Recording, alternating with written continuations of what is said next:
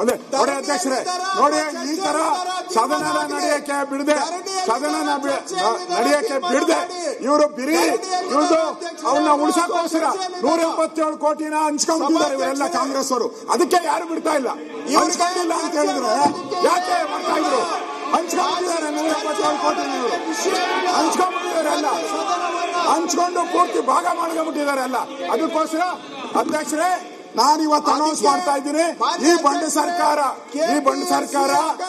ಚರ್ಚೆ ಮಾಡಕ್ಕೆ ಅವಕಾಶ ಕೊಡದೇ ಇರೋದ್ರಿಂದ ನಾವು ಇವತ್ತು ಹಗಲು ರಾತ್ರಿ ಧರಣಿಯನ್ನ ಮಾಡ್ತೀರಿ. ಇವತ್ತು ಹಗಲು ರಾತ್ರಿ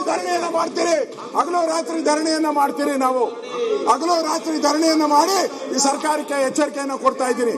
ಹಗಲು ರಾತ್ರಿ ಧರಣಿಯನ್ನ ಇವತ್ತು ಘೋಷಣೆ ಮಾಡ್ತಾ ಇದ್ದೀನಿ. ಯಾವುದೇ ಕಾರಣಕ್ಕೂ ನಾವು ಬಿಡಲ್ಲ. ನಾಗೇಂದ್ರ ರಾಜೀನಾಮೆ, ದಲಿತರ ಹಣ ವಾಪಸ್ ಬರಬೇಕು. ಇದು ನಮ್ಮ ಹೋರಾಟ ಇದೆ. ಚರ್ಚೆಗೆ ಬನ್ನಿ, ನಾವು ಚರ್ಚೆಗೆ ರೆಡಿ. ನಾವು ರೆಡಿ.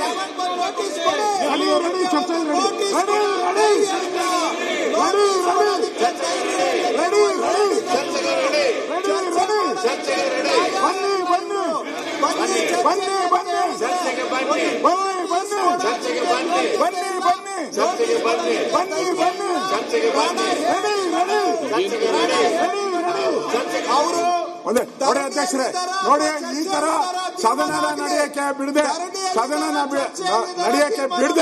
ಇವರು ಬಿರಿ ಇವ್ರದ್ದು ಅವನ್ನ ಉಳಿಸೋಕೋಸ್ಕರ 177 ಕೋಟಿನ ಹಂಚ್ಕೊಂಡ್ಬಿಟ್ಟಿದ್ದಾರೆ ಇವರೆಲ್ಲ ಕಾಂಗ್ರೆಸ್ ಅವರು. ಅದಕ್ಕೆ ಯಾರು ಬಿಡ್ತಾ ಇಲ್ಲ. ಹಂಚ್ಕೊಂಡಿಲ್ಲ ಅಂತ ಹೇಳಿದ್ರೆ ಯಾಕೆ ಮಾಡ್ತಾ ಇದ್ರು?